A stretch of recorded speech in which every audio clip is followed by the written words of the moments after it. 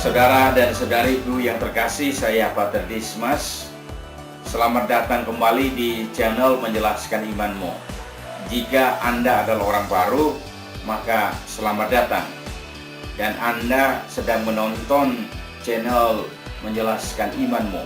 Anda akan belajar tentang ajaran iman Katolik pada saat ini. Saudara dan saudariku yang terkasih, pada hari ini saya ingin berbicara tentang The Serenity Prayer. The Serenity Prayer bunyinya begini: God, grant me the serenity to accept the things I cannot change, courage to change the things I can, and wisdom to know the differences.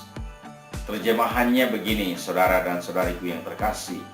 Tuhan, berilah aku ketenangan untuk menerima hal-hal yang tidak dapat aku ubah, keberanian untuk mengubah hal-hal yang aku bisa, dan kebijaksanaan untuk mengetahui perbedaannya. Saudara dan saudariku yang terkasih, melihat isi doa ini sebenarnya ada 3 hal penting. Pertama, soal ketenangan. Yang kedua, soal tentang keberanian. Dan yang ketiga, itu soal kebijaksanaan. Saudara dan saudariku yang terkasih, ketenangan untuk menerima hal-hal yang tidak bisa kita ubah, yang tidak bisa kita kontrol. Dan kita butuh ketenangan. Kalau dalam bahasa Inggris mereka bilang the inner peace, kedamaian dalam hati kita untuk menerima hal-hal yang tidak bisa kita ubah. Contoh hal-hal yang tidak bisa kita ubah adalah pengalaman masa lampau, terutama pengalaman pahit yang memang kita tidak punya kontrol lagi. Kita menyesal akan apa yang terjadi di masa lalu dan mungkin masih menjadi beban untuk kita saat ini.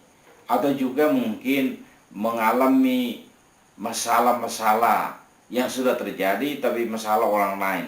Mungkin masalah orang tua cerai, atau orang tua memperlakukan kita secara tidak adil, ya, atau sahabat kenalan kita yang mungkin menyakiti kita. Semuanya itu sudah terjadi. Bagaimana kita mempunyai ketenangan yang cukup dan kerelaan untuk menerima kenyataan bahwa sudah terjadi. Dan saudara dan saudariku yang terkasih, dengan demikian kita bisa mengambil sikap. Mengambil sikap pertama itu menerima, sesudah itu kita coba untuk memaafkan. Pertama memaafkan diri sendiri, yang kedua bisa memaafkan orang lain. Akhirnya kita sudah bisa mengerti bahwa hal-hal seperti ini di luar kontrol saya, hal-hal ini yang saya tidak bisa rubah. Maka kita hanya punya apa? Perbesar hati untuk menerima kelemahan kita, untuk menerima kelemahan orang lain, dan berani untuk melepas pergikan. Itu poin yang pertama. Poin yang kedua, itu keberanian. Mereka bilang apa? Courage to change the things I can. Keberanian untuk mengubah hal-hal yang aku bisa. Saudara dan saudariku yang terkasih, untuk merubah sesuatu dalam hidup, kita harus berani. Dalam hidup, mungkin refleksikan tentang hidup kita. Apa yang saya bisa ubah? Mungkin selama ini, saya orangnya suka boros. Bagaimana saya bisa mengubahnya menjadi lebih hemat? Itu harus berani untuk merubah. Atau mungkin dalam sikap-sikap yang tidak bagus, suka marah-marah, bagaimana punya keberanian untuk merubah. Atau juga saudara dan saudariku yang terkasih, dalam karya-karya kita, tugas-tugas kita, mungkin pekerjaan seperti ini yang saya merasa bahwa tidak bagus, mungkin saya punya keberanian untuk merubah, memilih pekerjaan lain. Itu butuh keberanian. Jadi saudara dan saudariku yang terkasih, apa yang kita bisa ubah, apa yang kita bisa kontrol, kita harus berani untuk mengontrolnya. Kita harus berani untuk mengubahnya sehingga hidup kita akan lebih baik. Jadi itu butuh keberanian, ya. Oke, poin yang ketiga. Jadi poin yang ketiga itu adalah kebijaksanaan.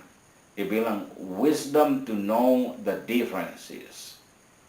Ya, kebijaksanaan untuk mengetahui perbedaan antara hal yang bisa dirubah dengan hal yang tidak bisa dirubah. Kita harus melihat itu sehingga kalau yang tidak bisa dirubah, kita harus punya ketenangan untuk menerimanya.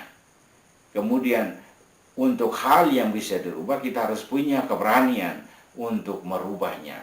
Jadi saudara dan saudariku yang terkasih, kebijaksanaan itu sangat penting.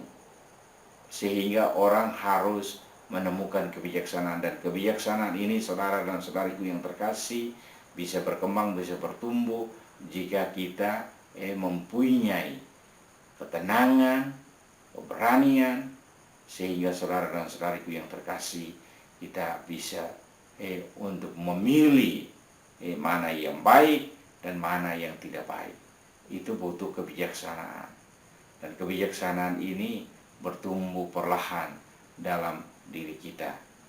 Jadi akhirnya saudara dan saudariku yang terkasih, dengan memahami isi doa ini, ya, kita bisa menemukan beberapa hal untuk diri kita.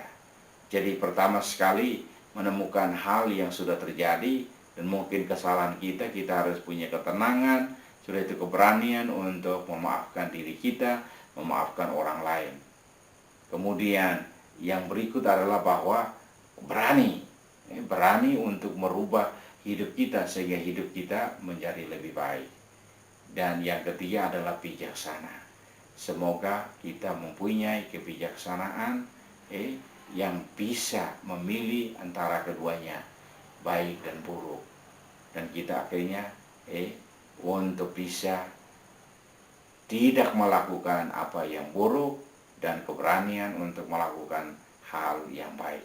Jadi sekali lagi saudara dan saudariku yang terkasih, semoga doa ini menjadi satu inspirasi untuk Anda melihat, merefleksikan hidup Anda seluruhnya.